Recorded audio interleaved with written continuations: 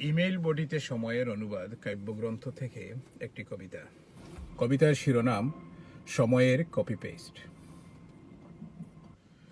দুর্বাঘাসের ঠোঁট বেয়ে বেয়ে নেমে যাচ্ছে দেহের লাল রং, আর এই দৃশ্য আমরা সেলফায়িত করে ফেসবুক, টুইটার কিংবা ইনস্টাগ্রামে পোস্ট করি।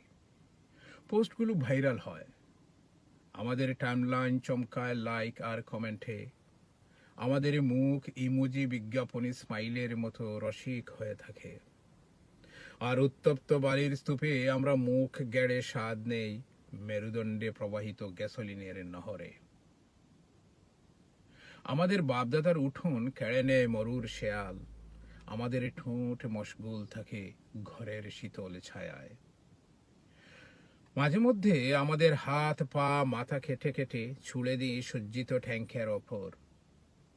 আমরা ধর্ম কর্ম নিয়ে বড়াই করি, ধর্মগ্রন্থ গলায় ঝুলিয়ে রাখি। আমাদের পাঞ্জাবি বেয়ে বেয়ে নামে আথরের গন্ধ। আমরা আনন্দ মাপযোগ করতে টেনে টেনে আনি মাঝহা ব্র্যান্ড ট্যাপ মেজার। এভাবে আমরা ভুলে গিয়ে সিনাই পর্বতের কথা, উট পোড়া মাংসের গুহায় যাই ডুবে।